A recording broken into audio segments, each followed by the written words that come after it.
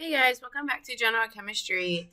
In this video, we are going to write chemical names for ionic compounds. So in the last video, we looked at how to write the molecular formulas, so the symbols and the subscripts. For this one, we're going to write the chemical name, the actual name out in full letters, full words. Okay. For ionic compounds, we are going to start with what we call binary ionic compounds. So binary, the prefix bi means two, and they're ionic compounds, so two atoms that come together to form an ionic compound.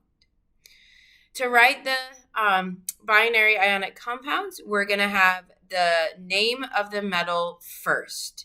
So ionic compounds are a metal and a nonmetal, so the most metallic will come first, and we just simply write the name of that metal. So whether it's sodium or potassium or magnesium or iron, we don't do anything. We just write it down. For the second part, we're going to write the base name of the nonmetal, and then we're going to add IDE. So every single one of these compounds will end in "ide." So base name of the nonmetal, what does that look like? So here's just a chart from an old textbook that gives us the base names for some common nonmetals. So for example, fluorine is our nonmetal. The base name would be fluor, and then I would add IDE, fluoride. Chlorine is the nonmetal. Chlor is the base name. I add IDE, chloride. Oxide, sulfide, nitride. So some of them might sound kind of silly when you first start working with them. But the more that you practice with them, the easier they're going to get, the more comfortable you'll get with them. Okay, so let's systematically name our poster child for ionic compounds. So we all know that when sodium and chlorine come together, it's called sodium chloride. But let's look systematically how we arrived at that name. So the two elements that are in this compound are sodium and chlorine. So the first step is just going to be to write the name of the metal. So I'd write sodium down. For chlorine, I'm going to take the base name of chlorine. So that base name I've highlighted here in red. It's just chlor. I'm going to drop the rest of that name, and I'm going to add IDE to the end. So there's our chloride. So once I have manipulated the nonmetal, then I just simply write the two words together, sodium chloride. This one's pretty easy. So going from the formula to the name is really, really simple. You just look at your periodic table, get the names of those compounds, write them down. Going from the name back to the chemical formula, which is what we talked about in the last video, that's the one that takes a little extra effort. That one takes a little extra thought.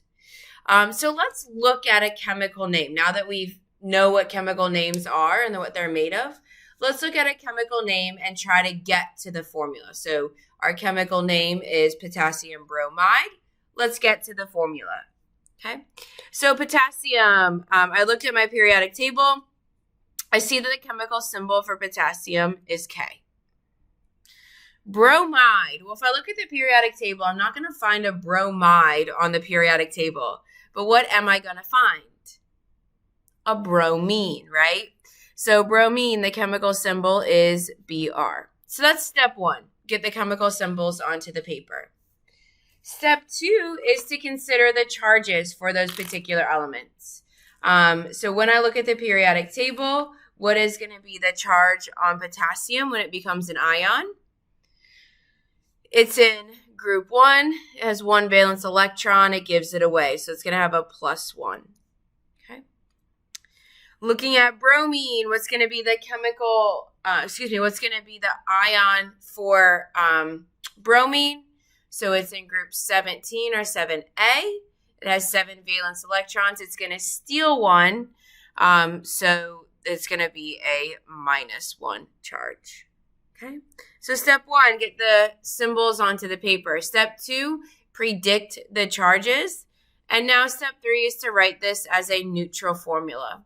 So we started with an easy one. Potassium is a +1, bromine is a -1.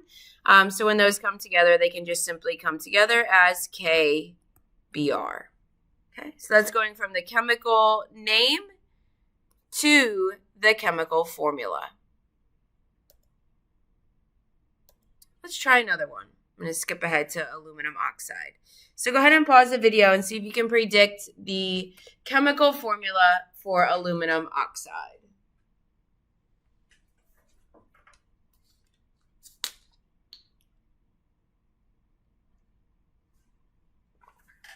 All right, so step 1, get our chemical symbols onto the paper. So what's the chemical symbol for aluminum? Yep, it's Al. Step 2, or the other chemical symbol. So we look at our periodic table, we're not going to find an oxide, but what will we find? Yeah, oxygen. So chemical symbol for oxygen is O. Okay. All right, now we got to predict the charges. So step 2, predict the charges. So looking at the periodic table, looking at the periodic table, what is the charge on an ion of aluminum? Yeah, this one's always a little bit tricky. So he's in group 13, or 3A. So he's got 3 valence electrons, and he's going to give those 3 valence electrons away. So the charge on aluminum is going to be a 3+. When we look at oxygen, what's the charge on an ion of oxygen? So he's in group 16, or 6A. He's got 6 valence electrons. He wants to steal 2 electrons. So he's going to have a 2- charge. Uh-oh. How do we balance a 3 and a 2? That's a really hard one, right? What are the subscripts? So I'm going to teach you a trick. This trick will work 95% of the time. And this trick you can go ahead and use kind of moving forward from here. It's got a very scientific name. I have named it the flippity-floppity rule. And here's how flippity-floppity works. So once you have the correct charges on your ions, you can then use that information to help you determine subscripts. So the magnitude of this charge is going to be the subscript on the oxygen. And then the magnitude of this charge is going to become the subscript on aluminum. So here's what it's going to look like. We're going to have Al, and that subscript comes down from the oxygen. This subscript is now 2. Then we're going to have O, and the subscript on oxygen is going to come from the aluminum here. It's going to be 3. So the chemical formula for aluminum oxide is going to be Al2O3. Flippity-floppity rule will work for the remainder of this semester. As long as you have the charges correctly on the atoms, then you bring them down and they'll become the subscripts. So that is writing the chemical name for binary ionic compounds. And then a little bit more practice going from the chemical name to the formula. That's always the trickier part. Go ahead and practice these skills. After this, we're going to start talking about exceptions to the rule. So make sure you have a solid foundation for these that adhere to the rule. They do exactly what we predict them to do. I hope you guys found this helpful.